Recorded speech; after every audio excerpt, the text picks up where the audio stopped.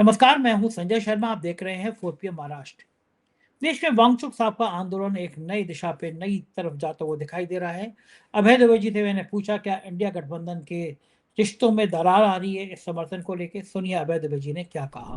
4PM news network में बहुत बहुत स्वागत है अभय द्विवेदी आपका। वांगचुक जी के समर्थन में पूरी देश और पूरी दुनिया के लोग खड़े हो गए हैं। देश के जितने प्रतिष्ठित लोग हैं, चाहे वो लेखक हों, कवि हों, फ़िल्मी एक्टर हों, सब जाने-माने लोग खड़े हो रहे हैं। मेरी एक मित्र है, वो भयंकर भक्त, मतलब उससे वो महीने में 5 बार मेरी इसकी लड़ाई होती है मोदी जी की भक्ति के कारण। कहती थी आप धर्मभ्रष्ट हैं, ये हैं, वो हैं। मैंने देखा कि स्टेटस पे उसने वांगचुक के समर्थन में लिख रखा है। मैं कहा तुम्हें क्या हो गया? हुँ, कह रहे नहीं ये बात तो खराब है, सरकार को बात तो करनी चाहिए। वांगचुक साहब जो इतने-इतने बड़े मुद्दों को लेके लड़ते हैं। हुँ, अरविंद केजरीवाल ने कमाल कर दिया, गए और वहां पे कहा कि वांगचुक धर्मेंद्र प्रधान को बर्खास्त करके वांगचुक को अगला देश का शिक्षा मंत्री बना देना चाहिए। बड़ी क्रांति की है उन्होंने। लेकिन आज मैं जिस मुद्दे पे चर्चा कर रहा हूं वो ये है कि विमर्श जो है वो थोड़ा अलग भी हो रहा है। कांग्रेस समर्थक जितने पत्रकार हैं, कांग्रेस के नेता हैं, वो वांगचुक पे बड़े सफाई के साथ आरोप लगा रहे हैं कि उनको इस आंदोलन में नहीं पड़ना चाहिए। ये जो कॉकरोच पार्टी है, इसके नेता पे आरोप लगा रहे हैं कि बड़ी सफाई से ये मैं करके इन्होंने कांग्रेस को बुलाया नहीं, और अब जब फ्लॉप हो गया तो कांग्रेस समर्थन जुटाने की बात कर रहे हैं। और लोग ये कह रहे हैं कि इसके पीछे, कॉकरोच पार्टी के पीछे अरविंद केजरीवाल की पार्टी के लोग हैं। वो चेहरा दिखाई देते ना, अन्ना आंदोलन से ये लोग जोड़ रहे हैं। हुँ, मेरा सवाल ये है कि भले हो सकता है कि केजरीवाल की पार्टी हो, मैं ये भी कह रहा हूँ कि हो सकता है आम आदमी पार्टी के नेता पीछे खड़े हों। हुँ, लेकिन जिस मुद्दे के लिए वो मुद्दा उठा रहे हैं, अब तो राहुल गांधी भी ये मुद्दा उठा रहे हैं देश के अलग-अलग जगह पे, छात्रों को, नौजवानों का। आज डिंपल यादव वहाँ पे गईं, समाजवादी पार्टी ने समर्थन दिया, तमाम पॉलिटिकल पार्टी के लोग वहाँ पे जा रहे हैं, समर्थन दे रहे हैं। क्या ऐसे दौर में कांग्रेस को इस आंदोलन से खुद को अलग रखना चाहिए? वांगचुक का या इस आंदोलन का विरोध करना चाहिए? या फिर इस आंदोलन को आगे बढ़ाना चाहिए? कि लड़ाई सारी मुझे लगता है पंजाब के चुनाव को लेकर है, क्योंकि वहाँ पे बीजेपी तो है नहीं, मुकाबला कांग्रेस और आम आदमी पार्टी का है। लेकिन क्या एक राज्य का चुनाव देश हित से बड़ा हो सकता है? क्या इस मुद्दे पे आम आदमी पार्टी और कांग्रेस को मिलके कॉकरोच पार्टी का या वांगचुक का समर्थन करना नहीं चाहिए? बड़ा सेंसिटिव मुद्दा है। मैं देख रहा था दिन भर अब ये पार्टियां आपस में भिड़ी हुई हैं, ट्विटर पे बाढ़ छिड़ी हुई है। एक बीजेपी तो चाह रही है कि लड़ाई हो और आपस में लड़े। लेकिन आपका क्या मानना है? देखिए, आप जिस तरीके से सोनम वांगचुक के अनशन के बारे में जो हमदर्दी उमड़ रही है लोगों की, वो बहुत स्वाभाविक है। एक व्यक्ति अ, अनशन कर रहा है, लगातार उसका स्वास्थ्य गिर रहा है और सरकार पूरी तरीके से निष्ठुर है। आपको ध्यान होगा कि एक बार गंगा सफाई के मसले पर उनके एक जो मशहूर प्रोफ़ेसर साहब थे, उन्होंने अनशन किया था। भारतीय जनता पार्टी, मोदी ने उसकी तरफ कोई ध्यान नहीं दिया था, वो अनशन करते-करते उनका देहांत हो गया। उसके बाद केवल नरेंद्र मोदी ने उनके मरने पे केवल सांत्वना व्यक्त कर दी थी। और कुछ नहीं। तो सब लोग ये सोचते हैं कि इस तरह की घटना दोबारा ना होने पाए। अच्छा, अब हम लोगों को सोचना चाहिए कि हम लोगों को अगर हम चाहते हैं कि नरेंद्र मोदी अगर हम मानते हैं कि नरेंद्र मोदी और भारतीय जनता पार्टी लोकतंत्र को नुकसान पहुँचा रहे हैं, तो नरेंद्र मोदी और भारतीय जनता पार्टी से लड़ाई कैसे की जाएगी? इस पूरे मसले के बीच में ये प्रश्न है, सबसे बड़ा। पेपर लीक एक मसला है, पेपर लीक एक मसला है। और उस मसले के ऊपर कांग्रेस सोनम वांगचुक या अभिजीत दीपके से पहले से आंदोलन कर रही है। एनएसयूआई ने सारे देश में मैं कोई कांग्रेस का समर्थक नहीं हूँ। कांग्रेस ने मुझे इमरजेंसी में जेल में डाला था, मेरे पिताजी को जेल में डाला था। मैं कभी भी कांग्रेस का मैंने बाजा नहीं बजाया। मैं राहुल गांधी से कभी आज तक मिलने नहीं गया। मैं बिल्कुल मेरा उससे कोई संबंध नहीं है। मैं बिल्कुल दूसरी बात बोल रहा हूँ। मैं ये कह रहा हूँ कि भारतीय जनता पार्टी को और नरेंद्र मोदी की जो निरंकुशता इस देश में चल रही है, उसको टक्कर कौन देगा? उसको टक्कर भारत की सबसे पुराना राजनीतिक दल जिसके पास 100 सांसद हैं और जो पेपर लीक के मसले पर सोनम वांगचुक के अनशन पे बैठने से पहले से सारे देश में वो लोग आंदोलन कर रहे हैं और वो सरकार के कोप का सामना भी कर रहे हैं उसमें। वो टक्कर देंगे, ये एक व्यक्ति अनशन पे बैठ गया है, अब सारा श्रेय उसको प्राप्त होना चाहिए, सब लोगों को वहीं जमा हो जाना चाहिए, वहीं सब लोगों की एकजुटता मैं सोनम वांगचुक गलत है या सही है, इस पे तो कोई मैं बात बोल ही नहीं रहा हूँ, मेरे पास जानने का कोई तरीका नहीं है।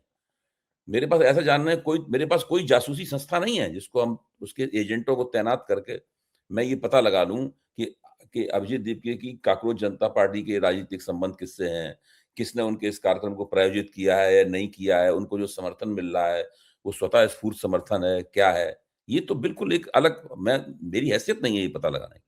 मैं राजनीतिक विश्लेषण कर रहा हूं। मैं ये मानता हूं कि भारतीय जनता पार्टी और नरेंद्र मोदी जिस तरीके से इस देश में संस्थाओं पर कब्जा करके पूरे लोकतंत्र को भीतर से पलट रहे हैं और अपनी एक स्थायी हुकूमत कायम करने के लिए, एक स्थायी बहुमत प्राप्त करने के लिए, ये कभी चुनाव न हारें, इस प्रकार का पूरा प्रपंच किया जा रहा है। उस पार्टी की जो गतिविधियां हैं, जो लंबे अरसे से वो लोग जन आंदोलन कर रहे हैं, लगातार वो पार्टी इसमें लगी, इससे तो कोई इनकार नहीं कर सकता कि कांग्रेस और एनएसयूआई इस प्रश्न के ऊपर लगातार जन आंदोलन कर रहे हैं। अगर पूरी राजनीति को इस तरीके से पेश किया जाएगा कि कुछ सेलिब्रिटीज ने सोनम वांगचुक की और इसकी उसकी उनकी तारीफ कर दी, इसलिए अब सब मामला वहीं पे जमा हो जाए, सारे नेता वहीं आके उनके चरणों में बैठ जाएं वहां जमीन पर। मेरा स्टैंड दूसरा है, मैं विरोध समर्थन की बात कर ही रहा हूं। ये कौन सी राजनीति है? मतलब जो है, क्या उन लोगों के पास इस प्रकार का, और एक उनका वन सूत्री मामला है, उनका वन सूत्री मामला है कि धर्मेंद्र प्रधान इस्तीफा दे दें। कांग्रेस की राजनीति तो एक सूत्री नहीं है, कांग्रेस की राजनीति तो बहुसूत्री है? वो लोग अलग अलग तरीके से कर रहे हैं। तो मेरे ख्याल से एक राजनीतिक समीक्षक के तौर पर मेरा मानना यह है कि अभी सोनम वांगचुक और अभिजीत दीपके को बहुत कुछ साबित करना बाकी है, पहली बात। इसलिए एकदम जज्बाती होकर ये कह देना कि राहुल गांधी को वहीं पे उनके चरणों में बैठ जाना चाहिए, वो भी आ गए, उनको भी सब वहीं आना चाहिए, सारा विपक्ष वहीं इकट्ठा हो जाए और सोनम वांगचुक को अपना नेता घोषित कर देना चाहिए। ये जबान हिलाने में क्या हो जाता है? ऐसे ही तो उचित बात नहीं है। ये कौन सा राजनीति करने का तरीका है?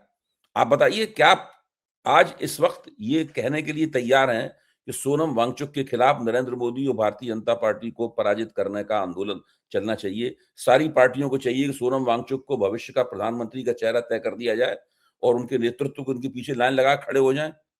क्या तैयार हैं आप ये मानने के लिए? भाई, कैसे ये राजनीति करने का ये कौन सा तरीका है? देखिए, एक भ्रष्टाचार विरोधी आंदोलन हुआ था। उस आंदोलन में हर टीवी चैनल पे बैठ-बैठ मैंने कांग्रेस की खाल उतारी थी। और भारतीय जनता पार्टी वाले तब से मेरे बगल में बैठते थे। उस वक्त कांग्रेस की तरफ से जो बचाव करने के लिए आते थे, वो एक उत्तराखंड के जो बाद में मुख्यमंत्री रहे, वो आते थे, और जो आजकल बीजेपी के सांसद हैं जगदम्बिका पाल, वो आते थे, हैं? और आजकल जो बीजेपी में चले गए हैं महाराष्ट्र में, जो पहले कांग्रेस में भी थे और शिवसेना में भी रहे थे, सामना के संपादक भी रह चुके हैं, वो आते थे। ये 3-4 लोग कांग्रेस का बचाव करने के लिए आते थे। इनसे हम लोगों की टक्कर होती थी। वो पूरा आंदोलन कैसा, आज मुझे इस बात, कम से कम मुझे ये अधिकार तो प्राप्त होना चाहिए कि मैं दूध का जला हुआ हूं तो छाछ को थोड़ा फूंक-फूंक के पीऊं। कि हम वो उस दूध से हम जल गए, अब हम छाछ भी इस तरीके से पिएं ताकि फिर से हमारी तबीयत खराब हो जाए। देखिए, भ्रष्टाचार विरोधी आंदोलन ने पूरे देश के लोकतंत्र की तबीयत खराब कर दी। उसका फायदा नरेंद्र मोदी को हुआ, और ऐसा फायदा हुआ कि देखिए आज सत्ता कहां पे कहां पहुंची है। हम और आप सब उससे पीड़ित हैं। इसलिए इन सब चीजों पे सोच समझ के रवैया अख्तियार करना चाहिए। इन सब चीजों पे अब सोनम वांगचुक, मैं फिर कह रहा हूं, सोनम वांगचुक के अनशन का मैं विरोध नहीं कर रहा हूं।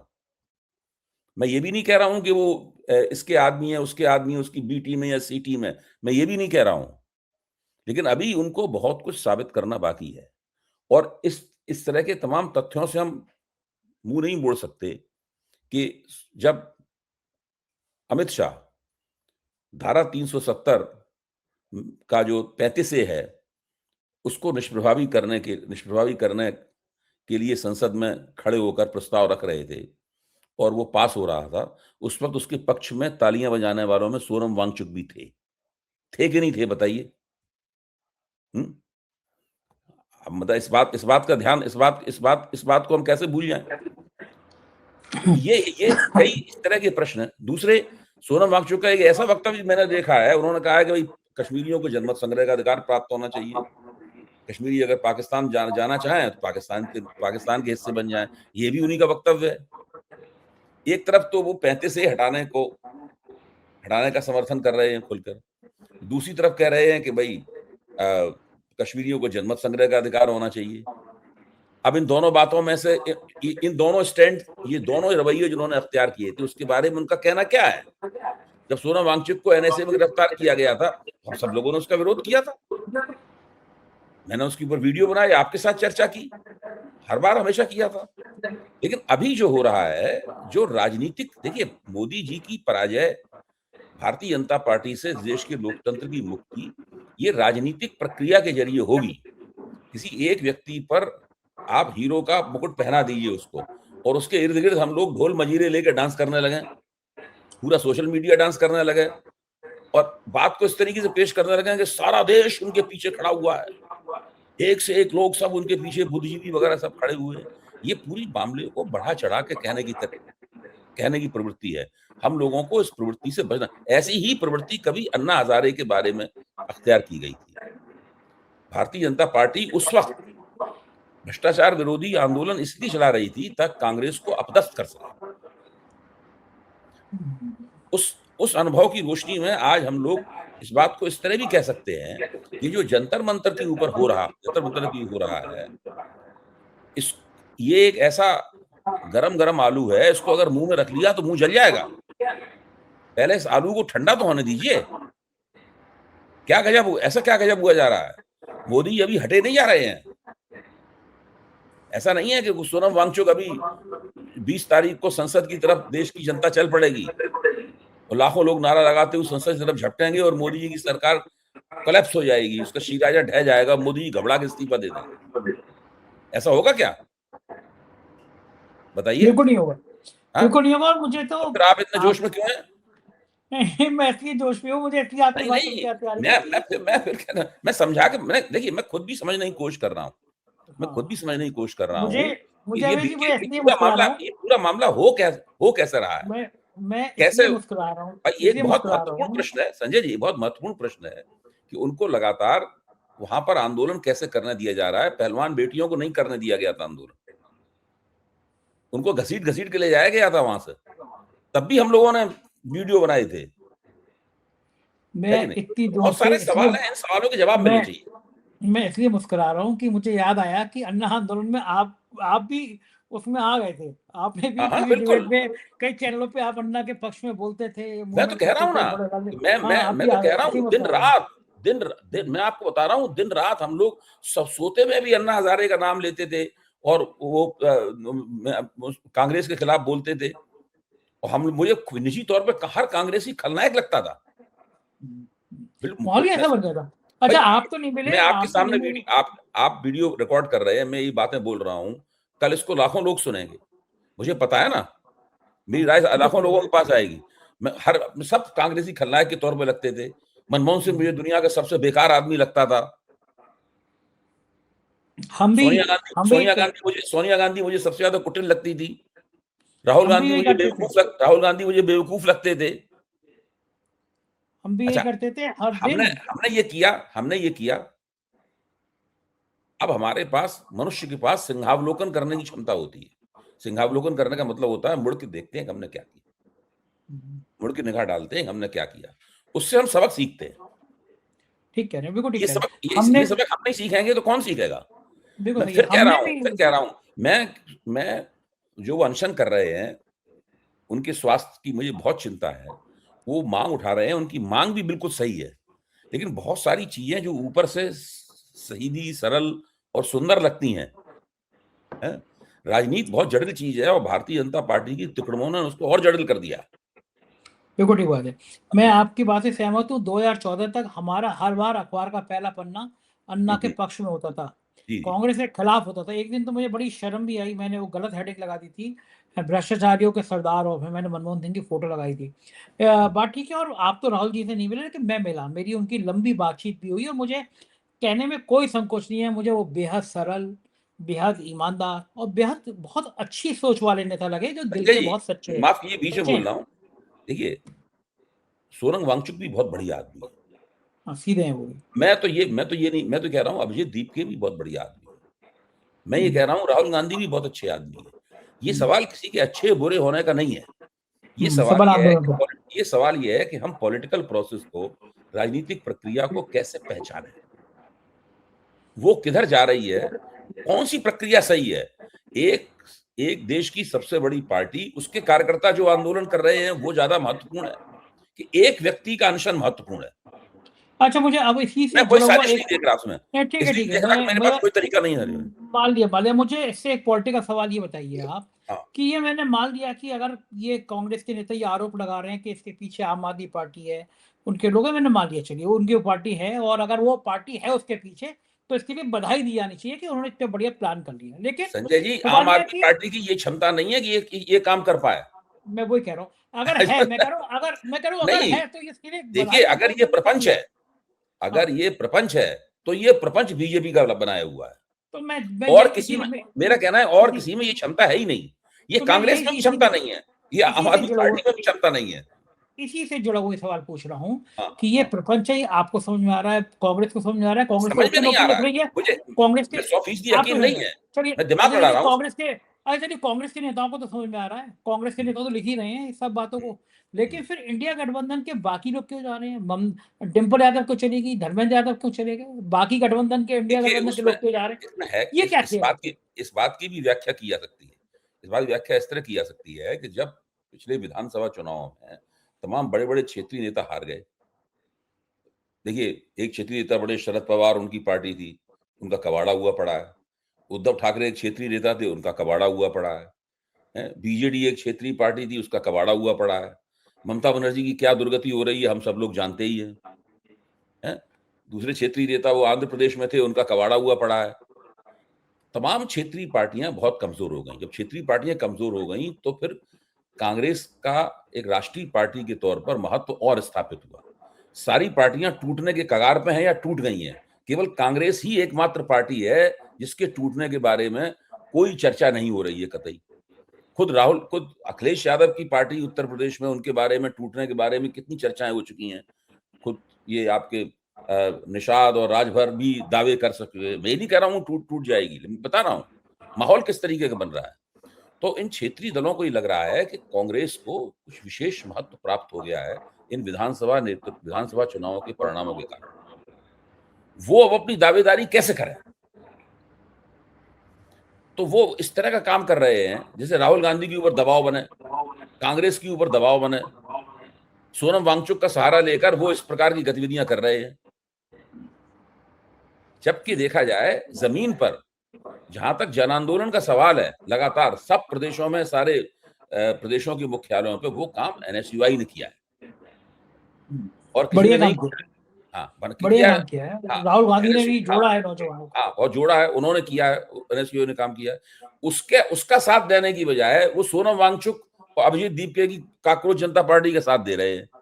ठीक है, वो अपनी राजनीतिक चाल चलने के लिए स्वतंत्र हैं। मेरी इन सब विपक्षी नेताओं से मेरी सहमति है, इनकी भी ज़रूरत है बीजेपी को चुनाव हराने के लिए। कांग्रेस के साथ जुड़ के सब मिलके लड़ेंगे तभी चुनाव हराया जाएगा। ये भी बात सही है। मैं किसी के खिलाफ कुछ भी नहीं बोल रहा हूँ। मेरा कहना यह है कि जो पॉलिटिकल प्रोसेस चल रहा है, जो राजनीतिक प्रक्रिया चल रही है, उस राजनीतिक प्रक्रिया में अब देखिए इस वक़्त राम मंदिर का चंदा ये महत्वपूर्ण नहीं रह गया। हुँ? कुछ भी महत्वपूर्ण, कांग्रेस का चलाया हुआ आंदोलन महत्वपूर्ण नहीं रह गया। एक व्यक्ति ही महत्वपूर्ण हो गया है बस केवल। बाकी और सबका महत्व समाप्त हो गया है।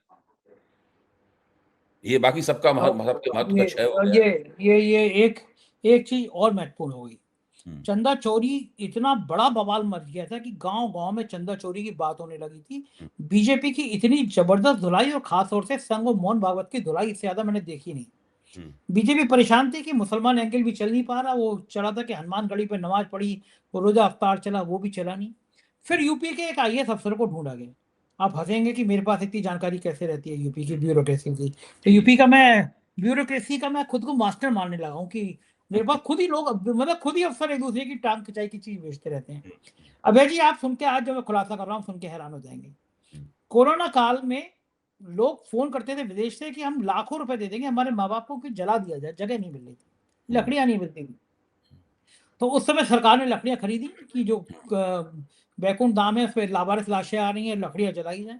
ठंड के दिन थे, लकड़ियां खरीदी गई, सैकड़ों कुंटल लकड़ियां खरीदी गई।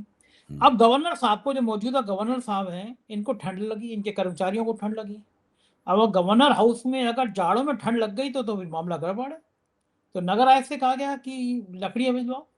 नगर आयुक्त का नाम था अजय द्विवेदी और उत्तर प्रदेश के सबसे भ्रष्ट आईएएस अफसरों में गिना जाता है। वो नौजवान था तब भी, एसपी गोयल प्रमुख सचिव थे, मुख्यमंत्री उनका चेहरा था।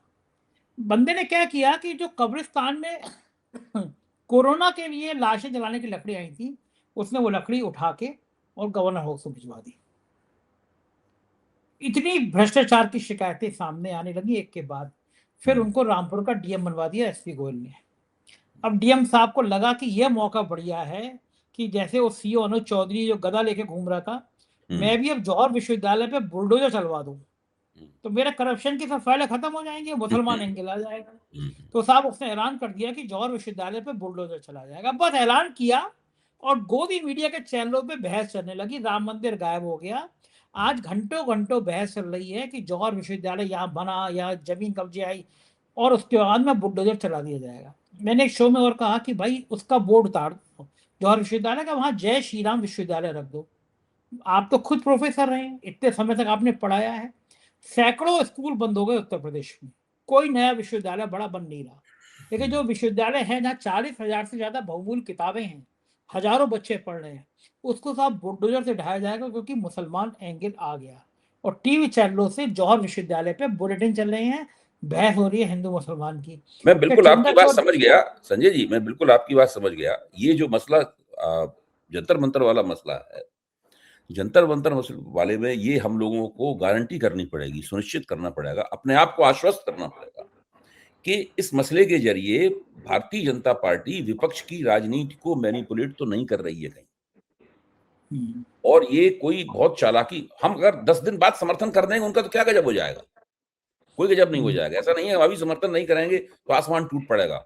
और अभी अभी लोकतंत्र के पक्ष में आंदोलन जो है कि कमान हमारे हाथ से निकल जाएगी, ऐसा कुछ नहीं है ना। इतनी बड़ी औकात सोशल मीडिया कभी रही नहीं, आज भी नहीं है, कल भी नहीं थी और आगे भी नहीं होगी, क्योंकि वो देश की जनता तय करेगी उसकी मतदान प्राथमिकताएं क्या है, तब होगा तय मामला। तो मेरा इसमें सब लोगों से आग्रह ये है कि अजय देवगन ने समर्थन कर दिया, उनका समर्थन कैसे महत्वपूर्ण हो गया भाई? फलाने ने बोल दिया, ठिकाने ने बोल दिया, वो इतना महत्वपूर्ण कैसे हो गया अचानक कि पूरे पॉलिटिकल प्रोसेस के ऊपर उनके समर्थन को हावी करना है?